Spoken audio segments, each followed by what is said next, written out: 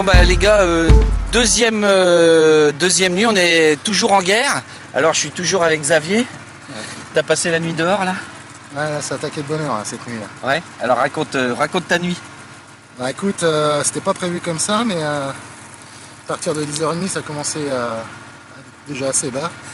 Et puis à minuit et demi, ben, il a fallu qu'on vienne un peu pour voir comment ça se passait. Et bon, on a décidé d'allumer les bougies, il devait être minuit et demi, 1h. Et puis on a rechargé en charbon. Parce qu'on a utilisé du charbon de bois, on a plus les bougies étaient mortes. Et donc on a approvisionné pas mal de charbon. C'est pour ça qu'un peu t'as la bouille du chauffeur de locomotive. Ouais, c'est vrai qu'on est tous dans la même état. Et ça a oscillé, alors c'était bizarre, ça a oscillé entre 0,5 et ça remontait à 1,5. Mais c'est vrai qu'il y avait des zones, qui étaient un peu plus. Il pouvait y avoir 1 degré, 1,5 degré de différent à 500 mètres d'écart. Et puis à 4h30, ça a frôlé le zéro, on était à moins 0,5 et on a décidé de mettre l'aspersion en route. D'ailleurs, voilà. Ouais, on est un petit peu... Elle est encore en route parce que là t'éteindras que quand ça a fini de dégeler complètement, c'est ça? Ouais, on va encore tourner une demi-heure là. Là de ce côté-là c'est dégelé parce qu'on est sur le soleil, mais de l'autre côté il y a encore un peu de glace, donc on va vraiment attendre d'être sûr que ça soit dégelé, déglacé, et puis là, le soleil qui se lève, donc c'est là que c'est les moments critiques, donc il ne faut pas hésiter à rester un petit peu plus longtemps, même si on a des réserves en eau qu'on veut ménager. Et les éoliennes qui ont plus haut, elles se sont mises en route à quelle heure? Tu sais pas. Très tôt en fin de compte. Elles se sont mises en route à 1h du matin, parce qu'il y a eu vraiment une chute de température, et elles se sont arrêtées, je sais pas, je dirais vers 2h30, 3h, pour reprendre 1 heure après. Et on a eu quelques soucis techniques. Ça c'est normal. Il y en a une qui n'a pas démarré, c'est ça? Non, c'est quoi? Ouais, bah il y a des démarrages électriques, des démarrages automatiques, mais voilà, il a fallu jouer de. J'ai vu aussi pas mal de collègues qui étaient sur le pont. Ouais, c'est une grosse équipe parce que vous êtes tous réunis ensemble hein, sur. Il y a tous les vignerons de Saint-Nicolas, la plupart. Hein, ça tourne, là, tout le monde est là depuis minuit et tout le monde a tourné. Là, ça fait 8 heures. J'ai vu aussi des bottes de paille, des endroits, tout le monde a... C'est encore une fois, hein, après l'année qu'on a connue l'année dernière, c'est un peu sauf qui peut, on a tous... c'est inconcevable, il faut vraiment qu'on ne peut rien lâcher, quoi. Donc je pense que les bottes de paille ont dû avoir leur effet, quoi, parce qu'on a frôlé encore la catastrophe. Il y a des endroits, je pense que si on n'avait pas allumé l'aspersion, les bougies, on aurait gelé. On va faire le bilan, je pense qu'on a sauvé l'année. Enfin la nuit au moins, les jours à venir sont bons. Donc on va espérer que c'était la dernière nuit dehors et que 2017, voilà, ça va se gagner. Il y a encore la fleur, il y a tout ce qui va suivre. Enfin là c'était une grosse période quand même. Ouais.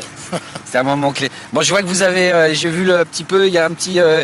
Comme vous aviez du charbon pour chauffer la vigne, vous en avez profité pour chauffer 2-3 bouts de saucisses, des maquereaux. Non, c'est du maquereau, non? Des bouffis, ouais. Des bouffis, ouais. Il a fallu, on l'a passé au...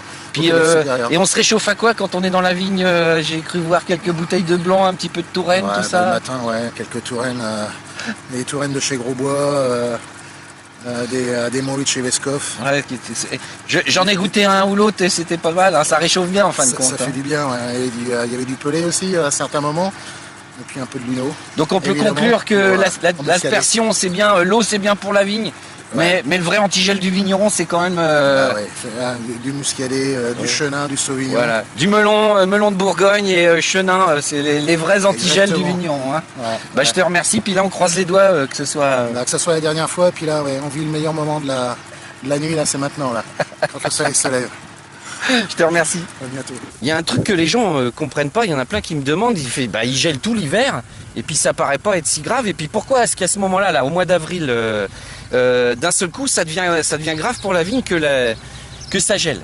Alors, en fait, c'est quoi? C'est l'histoire que le bourgeon est sorti, c'est ça?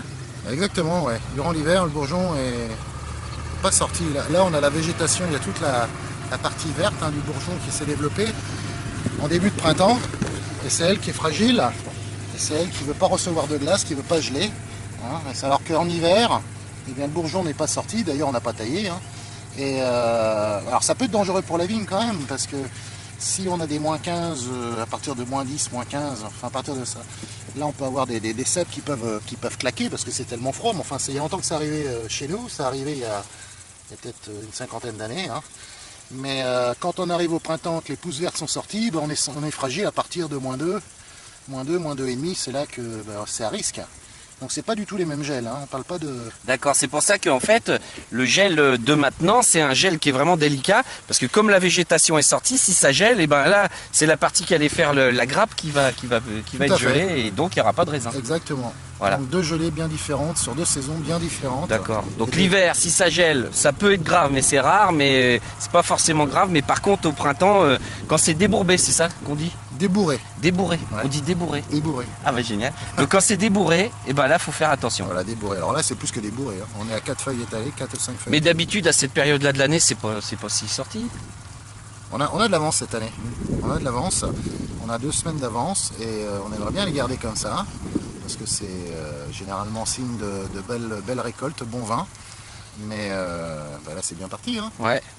Donc ça, c'est une troisième nuit. Enfin non, la semaine dernière, déjà, il y a eu des risques de gel. La semaine dernière, 2 nuits. Cette semaine, 2 nuits. Voilà. Donc c'est là, la dernière. On va dire que c'est la dernière. allez, on croise les doigts.